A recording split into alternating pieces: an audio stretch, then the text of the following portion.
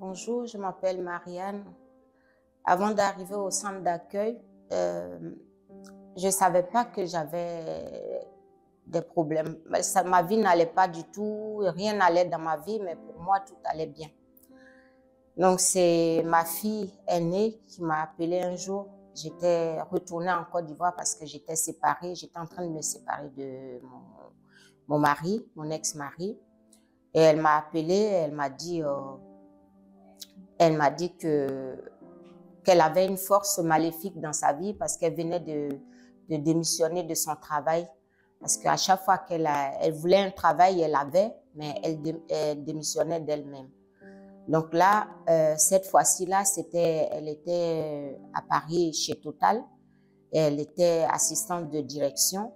Et puis, ça lui a pris comme ça de démissionner et on lui a dit de réfléchir. On lui donne 8 jours. Et elle est revenue que 15 jours après.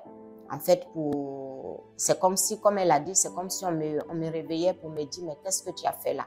Et c'était trop tard. Et donc, elle m'a appelée et je lui ai dit, viens en Côte d'Ivoire. Il y a une amie ici, à chaque fois que je vais chez elle, on me dit qu'elle est partie, elle est à l'église. Donc, je vais lui en parler, comme ça, elle va t'emmener pour qu'on prie pour toi. Donc, elle est venue en Côte d'Ivoire. Et pendant ce temps, moi, j'avais la nuit, quand je me couchais, toutes les nuits, en fait, pour moi, c'était des rêves érotiques. En fait, c'était le mari de nuit. C'était l'esprit que ma famille adorait. Donc, on est allés toutes les deux à l'église, au centre d'accueil.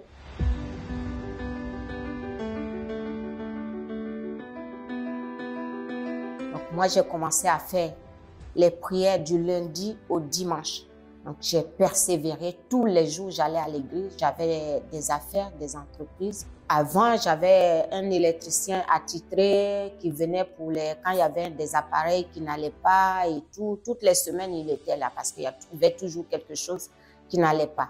Je m'en étais même pas rendu compte. Au bout de 3 mois, il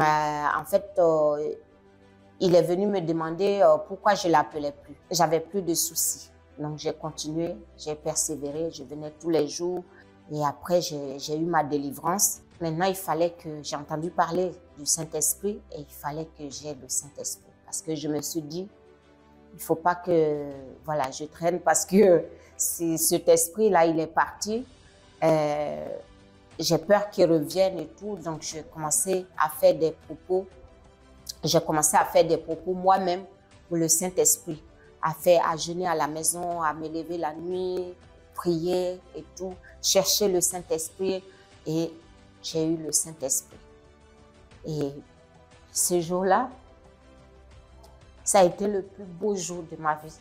C'est pas une émotion, moi je pensais que j'allais sentir quelque chose de... Non, mais c'était une paix, c'était une joie et c'était... Dans mon intérieur, tout avait changé en fait. Tout avait changé. Donc j'ai continué à me battre pour ma fille. Donc elle ne voulait plus aller à l'église. Donc j'ai commencé à faire des propos pour elle. Personne ne m'a rien dit, mais ne m'a rien demandé, mais je faisais des propos pour sa délivrance, pour qu'elle vienne à l'église, jusqu'à ce qu'elle revienne à l'église. Jusqu'à ce qu'elle aussi, elle obtienne sa délivrance. Et après, elle est repartie. Là, elle est installée en Côte d'Ivoire. Et il y a quelques mois, elle m'a appelée un matin.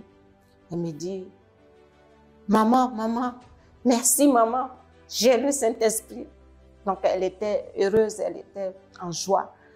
Donc, elle aussi, elle a reçu le Saint-Esprit. Toute personne qui a un souci, qui n'a pas la paix en fait, parce que j'avais tout, j'avais beaucoup d'argent, mais j'avais pas la paix. J'avais pas la paix. Donc, pour avoir la paix, il faut avoir le Saint-Esprit. Et je conseille à toute personne qui veut avoir la paix, la joie, de venir au centre d'accueil.